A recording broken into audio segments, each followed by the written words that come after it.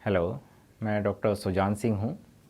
मैं consultant urologist हूँ Gangasheel hospital में। आज हम बात करेंगे कुछ कॉमन यूरोलॉजिकल प्रॉब्लम्स के बारे में जो कॉमन पेशेंट्स को होती हैं। तो यूरिनरी कंप्लेंट्स होते हैं, पहले मैं सिस्टम बता दूं कि किस किस ऑर्गन्स को अफेक्ट कर सकते हैं, कौन कौन से ऑर्गन्स को करते हैं। तो किडनी, उसकी नली, पेशाब की थैली, पेशाब की रास्ता जिसको हम यूरेथ्रा कहते हैं, या फिर टेस्टिस, अंडकोश हो गए। इन सब चीज़ों की जो भी प्रॉब्लम्स होती हैं, उससे रिलेटेड कोई भी प्रॉब्लम हो उसको हम यूरोलॉजी में देखते हैं। कॉमन यूरोलॉजिकल प्रॉब्लम्स जिनके साथ पेशेंट हमारे पास आते हैं, उनमें से मैं कुछ कॉमन डिस्कस करूंगा कि क्या प्रॉब्लम्स हो सकती हैं। जब आप उन प्रॉब्लम्स के साथ आते हैं तो हम उनको कैसे टेस्ट करते हैं और फिर उनका कैसे इलाज किया जाता है। तो जो कॉमन प्रॉब्लम्स हैं उसमें आते हैं पेशेंट पेशाब में इन्फेक्शन के साथ में, पेशाब का रुक रुक करके आना, पेशाब का बार बार आना, पेशाब में खून आना, पेशाब का लीक होना, पेशाब में झाग आना।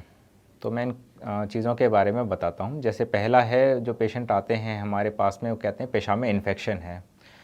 तो जो पेशेंट में पेशाब में इन्फेक्शन होते हैं उसके कॉमन लक्षण क्या होते हैं, क्या सिम्टम्स होते हैं। पेशेंट जो इन्फेक्शन होता है वो आ सकते हैं कि पेशाब बार बार आ रहा है, पेशाब में जलन हो रही है, या फिर पेशाब करने के बाद में पेट में दर्द होता है, या ऐसे लगता है कि पेशाब रह गया है। तो ये वो पेशेंट होते हैं जिसमें हम कहते हैं पेशाब में इन्फेक्शन है। तो जो पेशाब में इन्फेक्शन होता है दो तरह का होता है, एक होता है कॉम्प्लिकेटेड, एक होता है अनकॉम्प्लिकेटेड। तो अनकॉम्प्लिकेटेड वाले पेशेंट इन सिम्टम्स के साथ आते हैं। लेकिन जब ये इन्फेक्शन बहुत ज़्यादा हो जाता है, या फिर हम कहते हैं कि जब पस पड़ जाती है, या फिर गुर्दों तक इन्फेक्शन पहुंच जाता है, तो हम इसको कॉम्प्लिकेटेड कहते हैं, कॉम्प्लिकेटेड इन्फेक्शन है। तो वो वाले पेशेंट आते हैं बुखार के साथ में, बहुत ज़ोर का बुखार, साथ में पेट में दर्द होना, उल्टी होना, खाना ना खा पाना। तो ये कॉमन सिम्टम्स हैं इन्फेक्शन के लिए। इन्फेक्शन दोनों में हो सकता है, पुरुषों में भी होता है, महिलाओं में भी होता है। लेकिन इन्फेक्शन ज़्यादातर हम पाते हैं कि वो महिलाओं में ज़्यादा इन्फेक्शन मिलता है, वो भी जब वो 40-50 साल की एज के बाद में हो जाते हैं।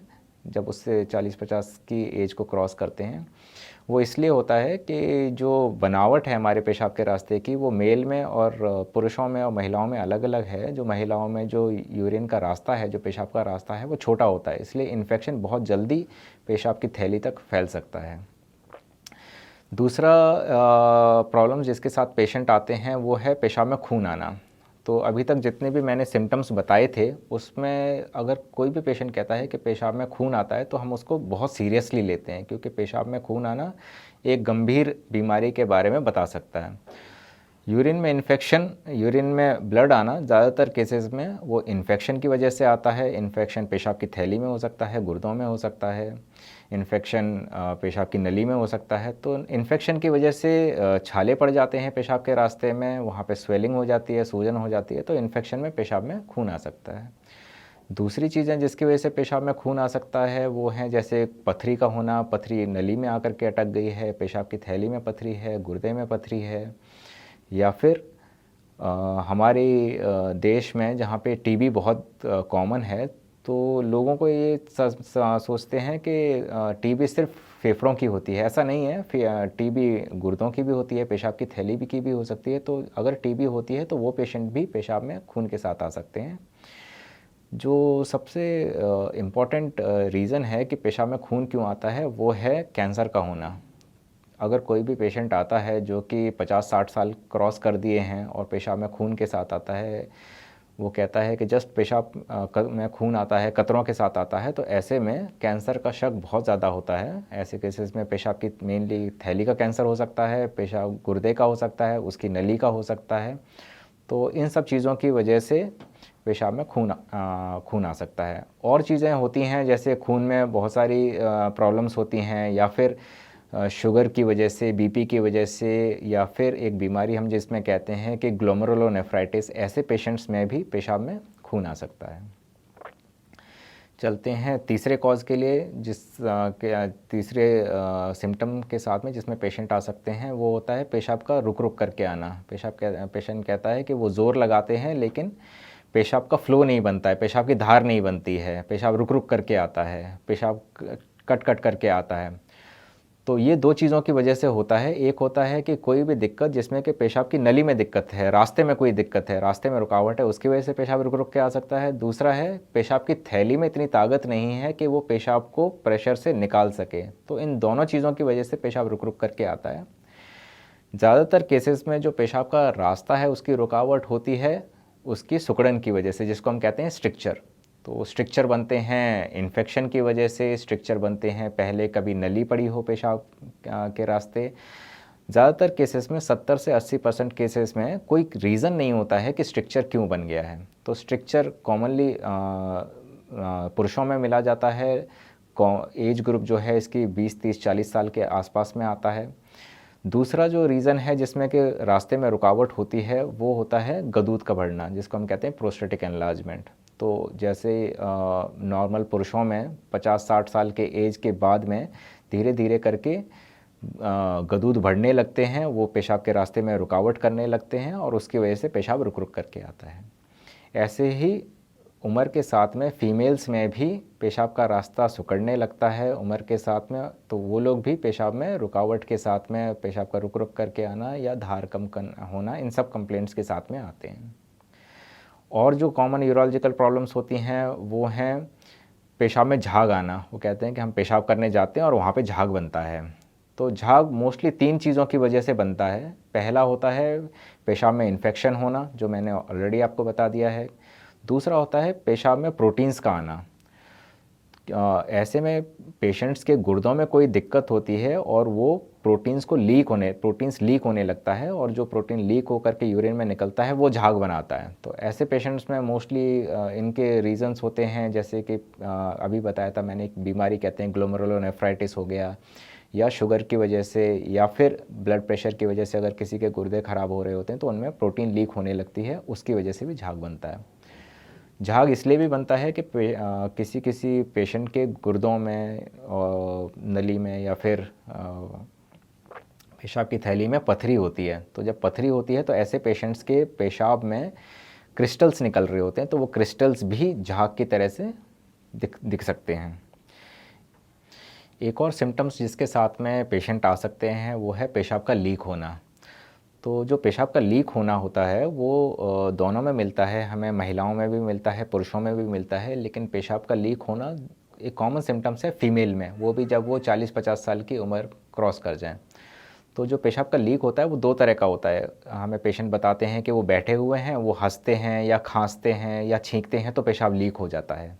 इसको हम कहते हैं स्ट्रेस इनकॉन्टिनेंस। और दूसरे तरह का पेशाब लीक होता है, वो कहते हैं पेशाब के उनको पेशाब लगा और वो टॉयलेट जाएं उससे पहले कपड़ों में निकल जाता है, तो ये होता है अर्ज इनकॉन्टिनेंस। तो ये 2 तरह के पेशाब के लीक होते हैं, इनके दोनों के अलग अलग रीजंस हैं। तो इन सारे सिम्टम्स के साथ में ये कॉमन यूरोलॉजिकल जो सिम्टम्स थे, लक्षण थे, वो मैंने आपको बताए थे। ये सारे लक्षण पाए जा सकते हैं। जब किसी पेशेंट को ये सारे सिम्टम्स होते हैं और वो हमारी ओपीडी में आते हैं तो हम बहुत ही सिंपल टेस्ट करके पता लगाते हैं कि ये जो प्रॉब्लम है उनको क्यों हो रही है। ज़्यादातर जो सिम्टम्स आते हैं जैसे पेशाब में इन्फेक्शन होना, पेशाब में खून आना, या फिर पेशाब में झाग आना, ऐसे वाले पेशेंट्स में पहले हम एक यूरिन का टेस्ट कराते हैं जिसकी रिपोर्ट 1-2 घंटे में मिल जाती है। उसमें को कहते हैं यूरिन रूटीन माइक्रोस्कोपी। तो उसमें हम ये देखते हैं कि पेशाब में पस सेल्स तो नहीं आ रहे हैं, पेशाब में खून के कुछ कतरे तो नहीं आ रहे हैं, कोई क्रिस्टल्स तो नहीं आ रहे हैं, कोई इन्फेक्शन तो नहीं है। अगर हमें ऐसा कुछ भी लगता है तो फिर हम यूरिन कल्चर कराते हैं। इसके साथ में कुछ ब्लड के टेस्ट कराने होते हैं देख करके, जो कि बहुत ही नॉर्मल टेस्ट हैं। तीसरे हम जो टेस्ट कराते हैं वो कहते हैं रेडियोलॉजिकल टेस्ट। रेडियोलॉजिकल टेस्ट होते हैं बीमारी को पता करने के लिए। तो उसमें ज़्यादातर केसेस में हम 2 टेस्ट कराते हैं, एक हम एक्सरे कराते हैं उनको पेट का, और दूसरा एक अल्ट्रासाउंड कराते हैं। ज़्यादातर केसेस में जितनी भी बीमारियां हैं वो इतने टेस्ट में पकड़ी जा सकती हैं। कोई कोई बीमारी होती है जिसमें कि हमें आगे और टेस्ट कराने पड़ते हैं। ऐसे केसेस में सीटी स्कैन या फिर एमआरआई स्कैन, वो बहुत ही कम केसेस में ज़रूरत पड़ती है। ज़्यादातर केसेस में सिर्फ अल्ट्रासाउंड और एक एक्सरे और कुछ खून के टेस्ट और यूरिन के टेस्ट में हम बीमारी का पता लगा सकते हैं। अब आया इनके इलाज के बारे में। जो यूरोलॉजिकल सिम्टम्स हैं, जैसे मैंने बताया कि यूरिन का इन्फेक्शन होना या यूरिन का लीक होना, ये ज़्यादातर फीमेल्स में मिलते हैं। लेकिन हम ओपीडी में देखते हैं कि हमारे जो मेल पेशेंट हैं उनकी जो वो है रेशो है वो ज़्यादा है फीमेल्स हमारे यहाँ, हमारे देश में, हमारे समाज में अभी भी बहुत शर्माती हैं अपने यूरिनरी प्रॉब्लम्स बताने में। तो उनके लिए है कि आप आइए, बहुत ही सिंपल टेस्ट है, बहुत ही आसानी से इलाज इन चीज़ों का होता है। ज़्यादातर केसेस में 7 से 10 दिन की दवाइयाँ खानी पड़ती हैं, उसमें आप बिल्कुल ठीक हो जाएंगे। कुछ ही केसेस हैं जिसमें कि दवाइयाँ थोड़े और दिन के लिए चलती हैं। तो जो भी यूरिनरी सिम्टम्स हैं उनका बहुत ही अच्छा इलाज है, बहुत ही सिंपल ट्रीटमेंट होता है, बहुत ही सिंपल टेस्ट होते हैं, उनके साथ इनको ठीक किया जा सकता है। एक जो और टेस्ट हम जो करते हैं, जो बताते हैं पेशेंट जो यूरिन रुक रुक करके आता है या जिनका हमें लगता है कि गदूद भरे हुए हैं, उनमें हम करते हैं यूरोफ्लोमेट्री करते हैं, जिसमें कि मशीन पे धार की जांच करते हैं, यूरोडायनेमिक स्टडी करते हैं, ये पता करने के लिए कि पेशाब की थैली में ताकत है या नहीं है। तो ये सारे टेस्ट हैं जिससे कि हम ये सारी प्रॉब्लम्स के बारे में पता कर सकते हैं। अब आया इनके इलाज के बारे में, तो सारे यूरिनरी प्रॉब्लम्स हैं, जैसे हुआ इन्फेक्शन हुआ या फिर पेशाब में झाग आना हुआ, इन सब चीज़ों का मेडिकल ट्रीटमेंट है।